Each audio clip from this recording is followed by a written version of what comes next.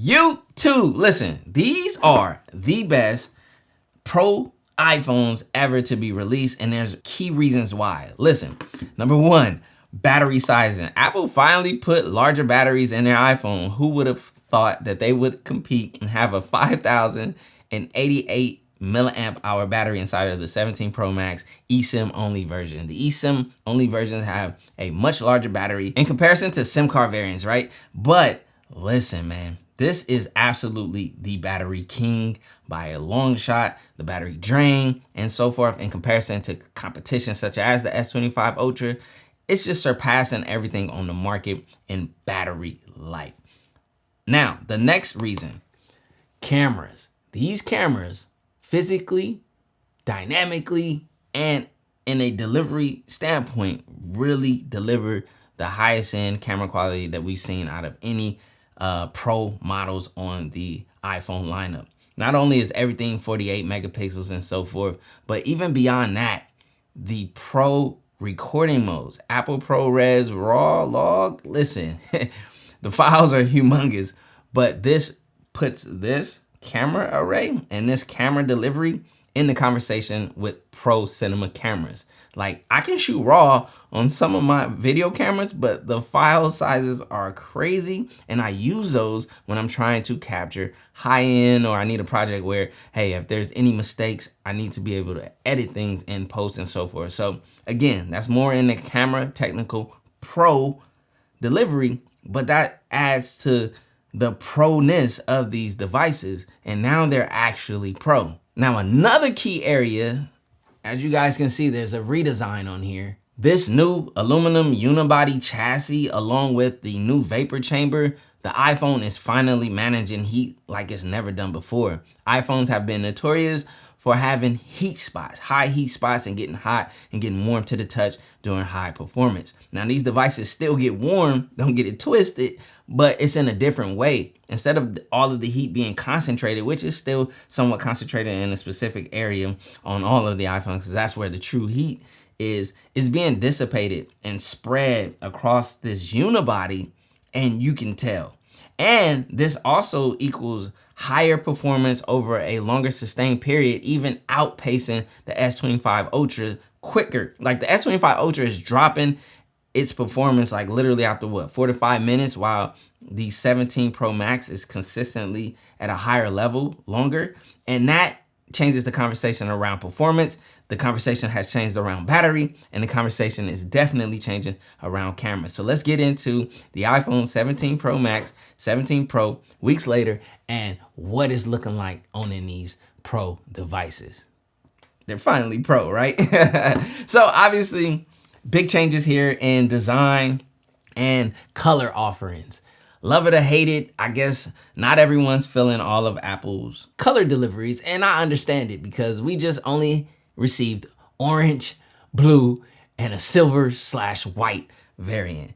Not many options there. No black, no fun red colors. Like, this probably should have been a red iPhone, and it would have probably broken the internet if I'm being honest. But I like the burnt orange style of this device. I like the look of these iPhones. Me personally, the orange ones, I like bright, flamboyant colors. I like different things, and it kind of gives the iPhone a different feel. It's not for everyone though. It is definitely not everyone's cup of tea, and I'm a little confused with the blue offering. I don't understand who wanted that dark blue iPhone.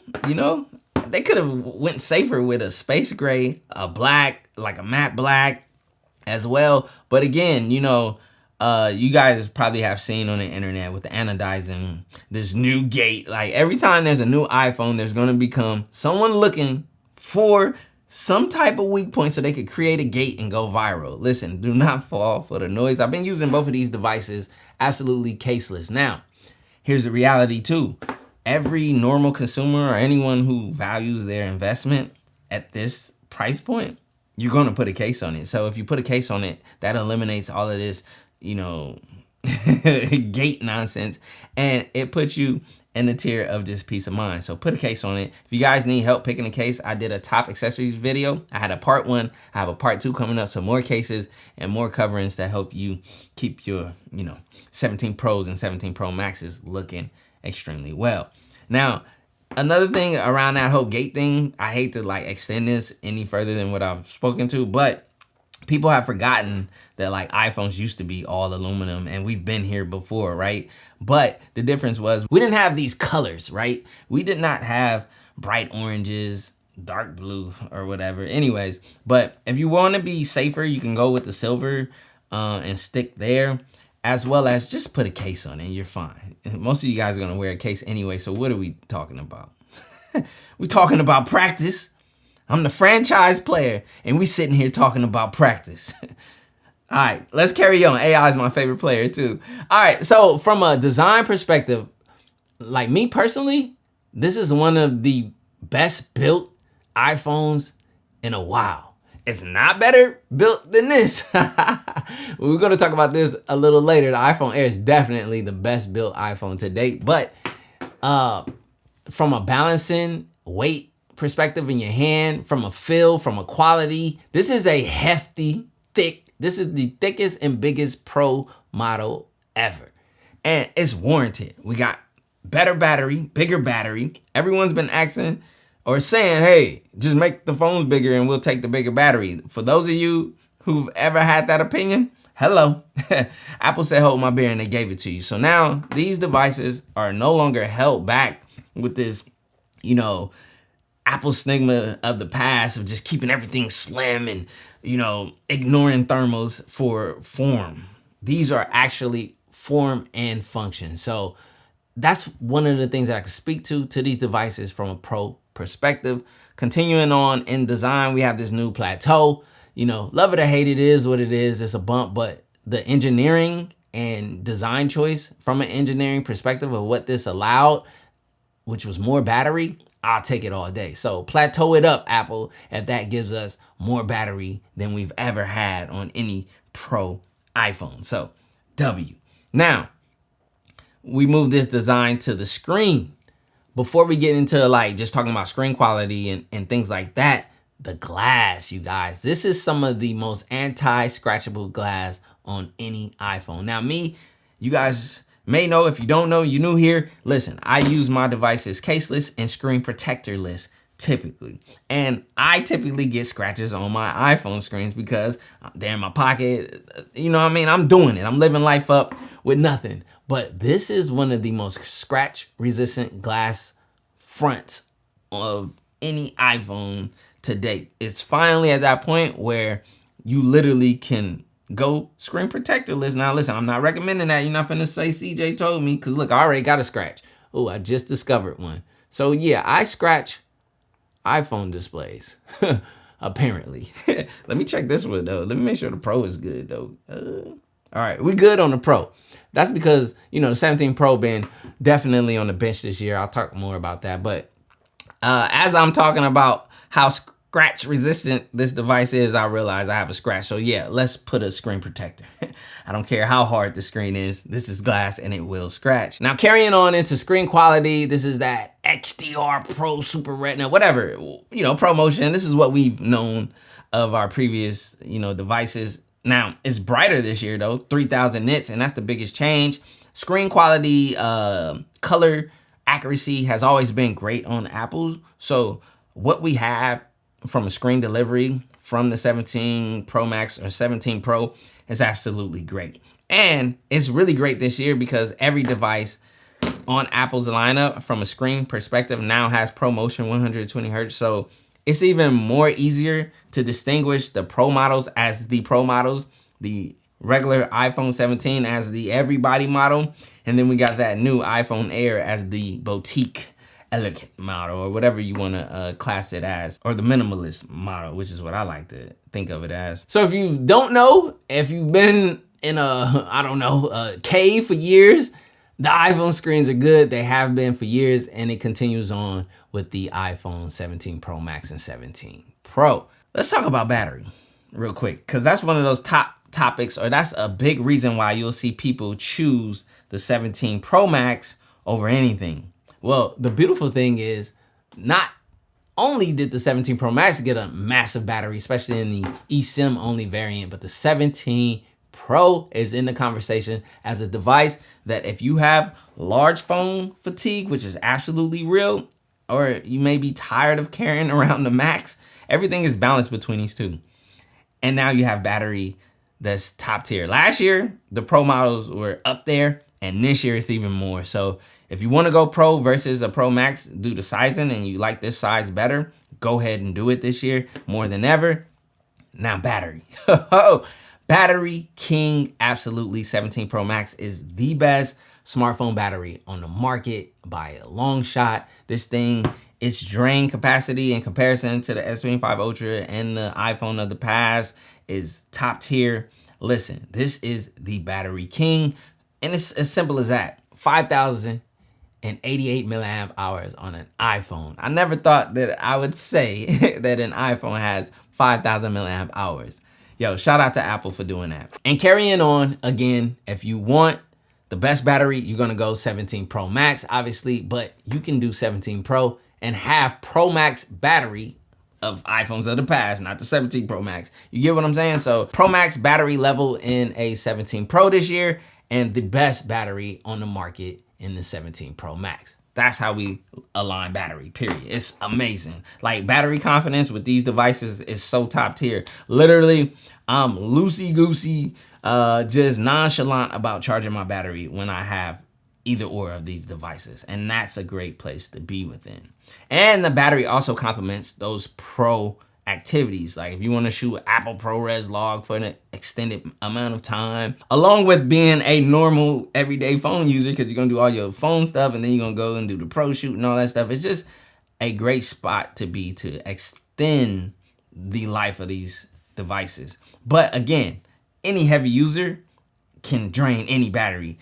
Battery life is absolutely 100,000% subjective to you, the user. So depending on how you use your device, but I just want to set the standard. This is the king, and this is on Pro Max level of the iPhones of the past. Simple as put.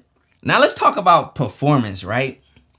A19 Pro chip. You know, Apple brings the top chip every year, along with this new iOS 26 liquid glass, which is, you know, love it or hate it with a lot of people. Me personally, ironically, I do not mind the liquid glass. Like, it's different, it's cool, and in some areas and in other concepts, it really like shines, especially on the iPhone Air. And maybe it's because of the shiny size along with that liquid glass. It just kind of, I don't know, this feels like an all glass device with a nice shiny metal side, and liquid glass is cool.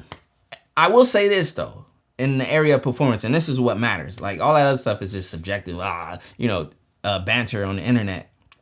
This is the smoothest running model iPhone with the latest iOS in a while. Last year was rough. I'm not gonna lie. Last year was the first time I was really like raising my eyebrow up at Apple with the software choices, the late Apple Intelligence integration.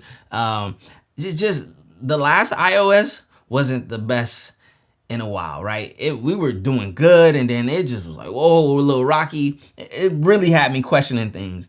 And then they came back here, and on this device, I've never had any issues. It's so smooth. It's so ideal in the area of performance. You want to game, you want to shoot pro level quality video, you want to do whatever you want to do, this thing will deliver on performance. And it's a great chip, A19 Pro 3nm, along with great RAM capacity and RAM management, and just an all-around fluid iPhone experience. It's what we know of the past, not of last year, but of the past. So a great job and a great delivery on performance and platform with these 17 Pros and 17 Pro Max. And I feel nothing different in between the two. These are equally as great when it comes to performance and delivery. So I love using both of these devices, whether it's the 17 Pro or 17 Pro Max this year. Yeah. Let's talk about it, baby. Cameras. And I don't like to just talk about cameras, I like to show you cameras. Okay, so right now I'm using the main wide angle lens. I'm using the iPhone camera app with Apple ProRes log turned on, 4K 30. I can do 4K 60 too, but you get a lot less, recording time and whatnot, the higher and the more information you send. I do have my ND filter on here just for reference. So take a look at the quality. Let's look at the grade and whatnot. I will step out into the sun.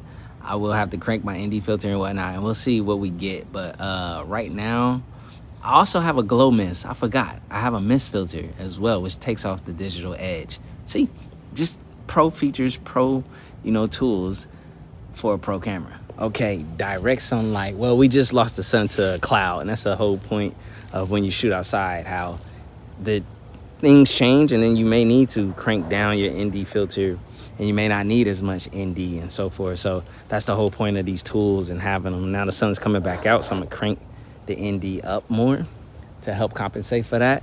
And yeah, this is the quality.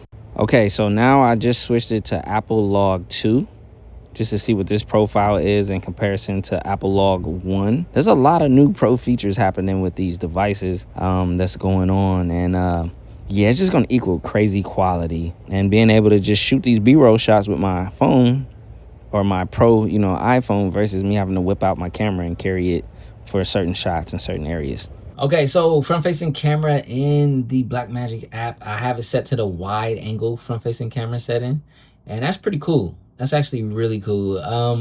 You can't go Apple ProRes RAW and all of that. That's exclusive to the higher megapixel, higher quality, higher, density sensors on the rear, and it makes sense. So it is what it is. But I will express how impressed I am with the Apple ProRes quality. The Apple ProRes RAW is really good.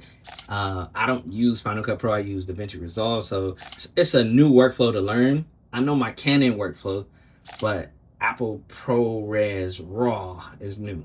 Neither here nor there. It's just crazy and it's wild that that's even available on the smartphone. And that's the whole point about these cameras being pro. Yeah. All right. So cameras are a great segment of conversation for me this year, or one of those key points that I'm pointing out as to why these are actually pro this year. They've always been pro devices and delivered on, pro features. They added log in the previous models, but now Apple ProRes, listen, that's taking that log footage along with that ProRes raw, ability. Now, only pro video shooters are gonna understand this. Again, this is why I'm saying this phone is now pro now. It's no longer just the phone that people grab because they want the biggest and largest battery and the biggest and baddest iPhone. It's actually the pro phone. And you're gonna see a lot of ecosystems. I got some ecosystems actually around like anamorphic lenses. I have an ND filter system. I'll probably do the camera, like the top camera settings and how to get the most out of your camera video again, and show you guys how to use your camera in manual mode, how to use the pro camera features, and how to get the best, quality out of these cameras. But again, camera quality this year is and they also added bigger, better sensors. So when we get into this conversation of a pro phone, pro camera quality, pro delivery, you guys saw it. It's so top tier over here, and it's separating itself even more from the competition now. Respect. And pro video, pro camera shooters will understand it. Pro power users will understand it. Pro, mobile gamers will definitely get it. And that's the point. And the whole conversation that I'm having around these devices, they're finally pro. Okay, so I'm the smartwatch guru, yet I never sleep with a smartwatch on my wrist because it's just not comfortable for me. Which leads me to this. This is the Whoop, and I'm going to be sharing my week with the Whoop, which is today's video partner. Now, as someone who has a very, very inconsistent sleep schedule, I've always wanted to record my sleep data, for one, to know how bad it is, and two, so that I could actually improve. And that's exactly what the Whoop is helping me with by giving me a sleep score and a recovery score. Now my recovery score, on the other hand, is only 36%. And it's literally a reflection of my life as a creator during busy content schedules. which is no different from you and your busy work-life balance. So the Whoop coach literally just got it right by pointing out how working late and experiencing stress was likely the culprit, and it was. I went to bed at 2 a.m. after editing a video and uploading it to release that very same morning. However, it did give me a suggestion of going to bed earlier, managing my stress with maybe a walk and doing some breath work. And I definitely need to breathe. Now, I just got a new gym membership and my goal is to exercise and get in shape, condition myself to lower my resting heart rate. So it's also very convenient as you do not need to remove it from your wrist to charge it, as there is a wearable battery pack, so you do not need to remove it ever, and it's very lightweight and minimalistic, non-distracting, unobtrusive for 24/7 wear. And the Whoop coach, along with its active coaching, is actually inspiring me to reach my goals. If you want to try Whoop for free, there's a link down in the description below. Go click it. Let's move on to what, in my opinion, is the most important topic. I could go talk about cameras, we could talk about screens, we could talk about all this stuff. But what matters most is the collective, which is user experience. The user experience on the 17 Pro Max and 17 Pro has been one of the best user experiences I've ever had on Pro iPhones, especially the big boy over here. The best battery life, the smoothest performance and platform delivery, the best camera quality with Camera Pro features I've ever seen on an iPhone. I will say this too, to keep it 100% honest, and you guys have seen my videos, if you haven't, about me saying that this is my go-to iPhone or my actual main device this year, that I'm putting myself up to the challenge as a pro camera user or a pro iPhone user to try this. And there's a lot of reasons as to why, and I will be documenting this journey or this challenge, shall I say, and doing updated reviews over time, right? And a big reason, I'm gonna keep it a buck. Like the Pro devices, although I pointed out these key features that I just spoke about that made the 17 Pro, like, you know, outshine its predecessors, it still feels like the same iPhone experience. And this was something different. Yes, it's boutique. Yes, it's minimalistic, but it's I don't know. Anyways, I don't want to get outside of the point, but that leads me to my, conversation under user experience. How if you have a 16 Pro Max, if those key features that I pointed out that make this device actually pro, and if you're not into that pro world, you're not going to feel much difference. Same goes with the 15 Pro Max or the 15 Pro and the 17 Pro. Except in battery, yo. Battery, listen, that's one fact that none of those other predecessors can make you feel the same as this device, period.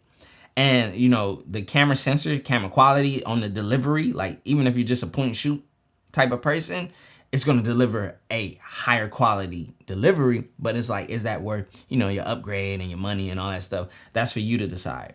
What I will say from a user experience, this is the best pro device user experience I've ever experienced on the iPhone platform. It's the smoothest. It's one of the best feeling pro iPhones in the hand. This device feels great and amazing. This device is exciting.